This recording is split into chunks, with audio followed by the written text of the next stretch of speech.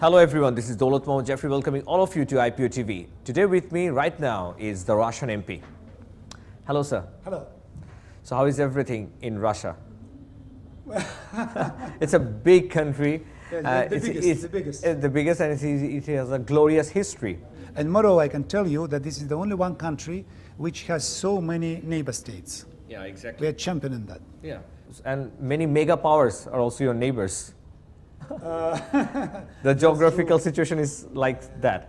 That's true, but from the other hand, we have some achievements based on our culture, on our science, or our technologies, and with the help of that, we not only just can survive, but we can go ahead and we can give some support to our neighbor. Let's talk about the internal securities. It has been known that many smaller countries in this IPO assembly, in this 136 IPO assembly, they have queries. They're complaining that the bigger states intervening in their internal matters. Why that is so? I can tell you more. Even big countries like the United States and Germany can be under such attack. And we know now that there are a lot of discussions in America what's happened during their elections. You see? They have some theories about that, but I am speaking not about this. I am speaking about the possibility today, with the help of internet, with the help of IT, new technologies, to influence, to penetrate to the minds of people being on another part of the world, you see? Now it's possible. So now I can tell you that modern technologies are much more dangerous than nuclear one. Because nuclear technologies, of course it's a disaster, but they can be delivered by rockets, by aircrafts. In this particular case, you can influence to the home affairs of the sovereign state just with the help of some clicks by internet. Exactly. And it's very dangerous in this, not only for small countries, but for big ones as well. So that is why it is the role of parliamentarians is very important, because we are speaking on behalf of people.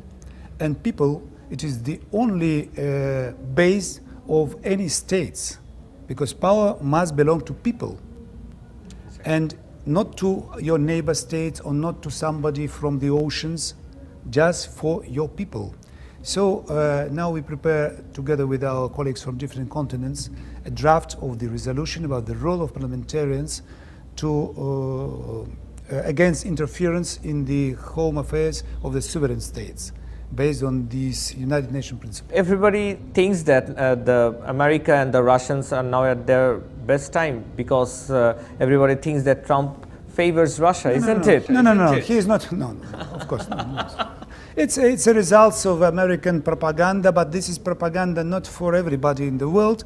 This is the results of their internal situation, political situation. It was a struggle before elections in the United States when one side... So you don't think Trump is a friend of you? I am sure that he is pro-American president, and like Madame Clinton, she was pro-American political lady.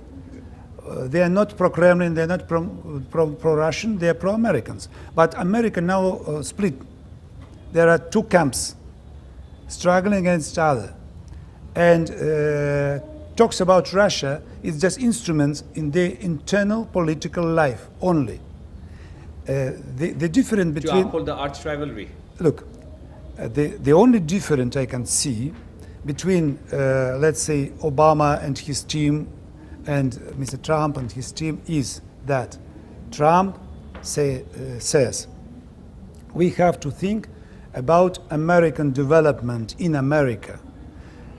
Our task not to change the world, our task to make America better and great again. Obama says the task of America to rule in global world in a good way. I mean, according to his own visions of the good way. But he appointed himself as a leader of civilization or something like that. This is the difference. So Trump doesn't want to be a leader of civilization. He'd like to be the president of the United States.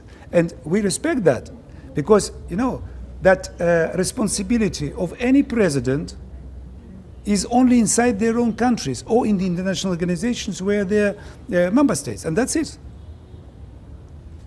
My country is not in their responsibility, or your country, or whatever you like. This is the crucial point. And that is why it seems to me, that's my personal point, that we can have direct dialogue with Mr. Trump. Because basically we're staying on the same position, but he's not pro-Russian.